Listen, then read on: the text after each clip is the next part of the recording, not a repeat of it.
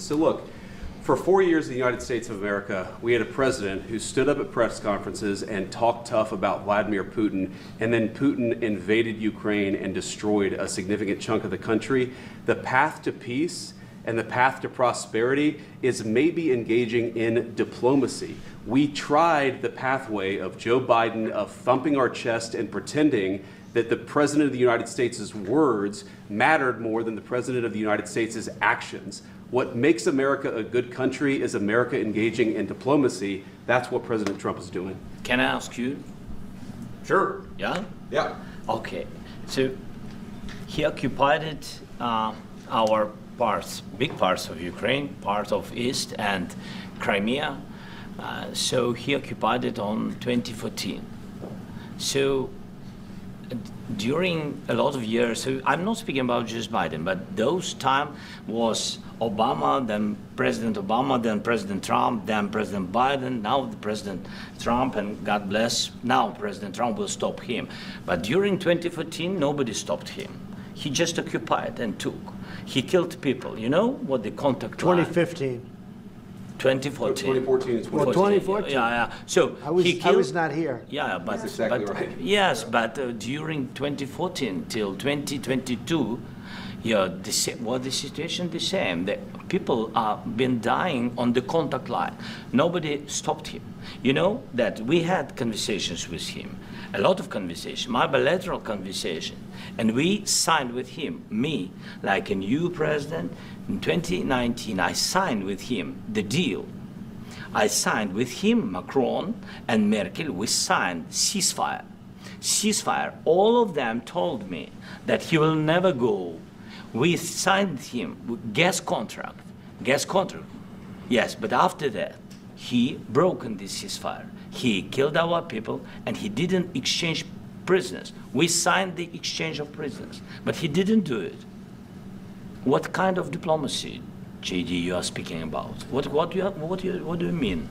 I'm talking about the kind of diplomacy that's going to end the destruction of your country. Yes, but if you are not strong... Mr. President, with respect, I think it's disrespectful for you to come into the Oval Office and try to litigate this in front of the American media. Right now, you guys are going around and forcing conscripts to the front lines because you have manpower problems. You should be thanking the President for trying to bring an end to this conflict. Have you ever been to Ukraine that you say what problems we have? I have been to. Come once. I've actually watched and seen the stories, and I know what happens is you bring people, you bring them on a propaganda tour, Mr. President. Do you disagree that you've had problems? What? Bringing people into your military? We have problems. And do you think that it's respectful to come to the Oval Office of the United States of America and attack the administration that is trying to prevent the destruction of your country? A lot of questions. Let's start from the beginning. Sure. First of all, during the war, everybody has problems. Even you, but you have nice ocean and don't feel now, but you will feel it in the future. God bless. You don't know that. God bless. You don't God know bless. That. You will not have a war. Don't tell us what we're going to feel. We're trying to solve a problem. Don't tell us what we're going to feel. I'm not telling you. Because you're in no position to dictate that. That's Remember exactly this. I'm not You're in no position to dictate what we're going to feel.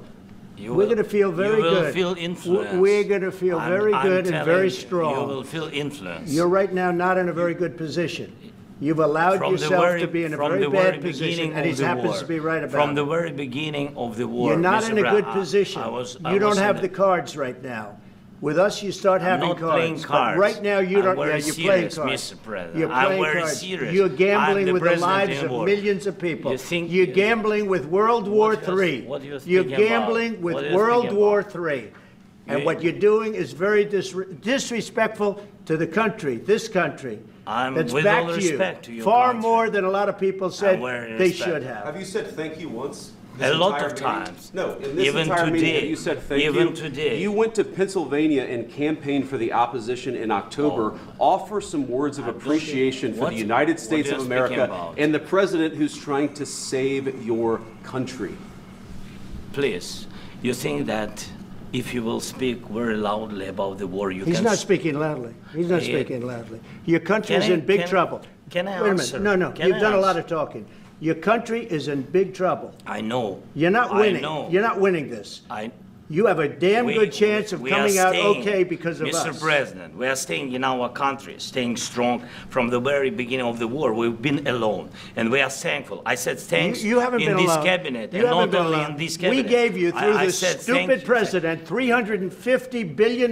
You voted we gave for you your military president. equipment, You and you voted men for are your brave, president. but they had to use our military. What about if you didn't have You our invited military me. equipment, You invited if me you to didn't speak. have our military equipment, this war would have been over in 2 weeks. In 3 okay? days, I heard it from Putin. In 3 days, this is something Maybe new. less. In 2 weeks, of course, yes. It's going to be a very hard thing to do business like this, I tell you. Just say thank you. I said a lot of times thank you to American people. Accept that there are disagreements, and let's go litigate those disagreements rather than trying to fight it out in the American media when you're wrong.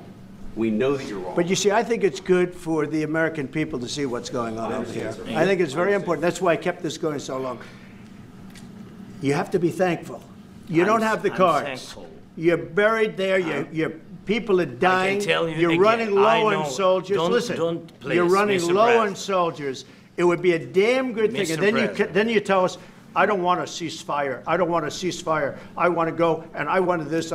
Look, if you could get a ceasefire right now, I tell you, you take it so the bullets stop flying and your men stop getting killed. Of course, we want to stop the war. But you're saying you don't want a ceasefire. But I said to you, I want a ceasefire. with guarantees. Because you'll get a ceasefire faster than an agreement. Ask our people about ceasefire, what they think. That wasn't it doesn't with matter me. for you what that what wasn't this with me. nation- it That was wasn't with you. a guy named Biden, who was not a smart person. But this That is was your, with, this that was is with your Obama. president. It was your president. Excuse me. That was with Obama, who gave you sheets, and I gave you javelins. Yes. I gave you the javelins to take out all those tanks.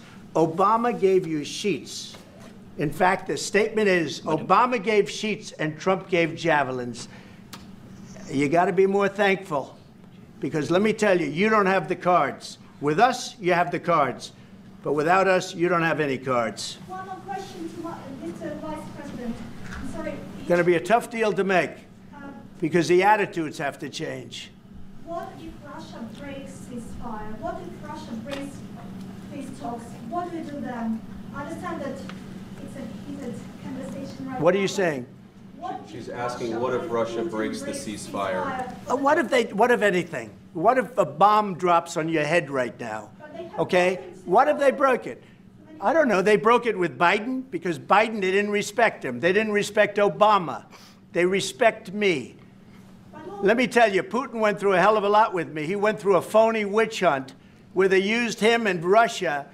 Russia. You ever hear of that deal? That was a phony Hunter Biden, Joe Biden scam. Hillary Clinton, Shifty Adam Schiff. It was a Democrat scam.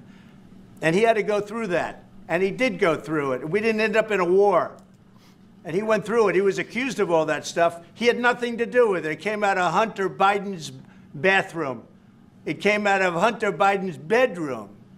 It was disgusting. And then they said, oh, the laptop from hell was made by Russia, the 51 agents. The whole thing was a scam. And he had to put up with that. He was being accused of all that stuff. All I can say is this.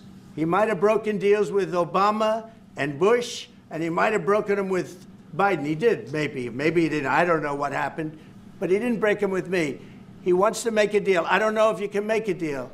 The problem is, I've empowered you to be a tough guy. And I don't think you'd be a tough guy without the United States. And your people are very brave. But you're either going to make a deal or we're out. And if we're out, you'll fight it out. I don't think it's going to be pretty, but you'll fight it out. But you don't have the cards. But once we sign that deal, you're in a much better position. But you're not acting at all thankful. And that's not a nice thing. I'll be honest, that's not a nice thing. All right, I think we've seen enough. What do you think? Huh? This is going to be great television, I will say that. All right. We'll see what we can do about putting it together. Thank you. Thanks.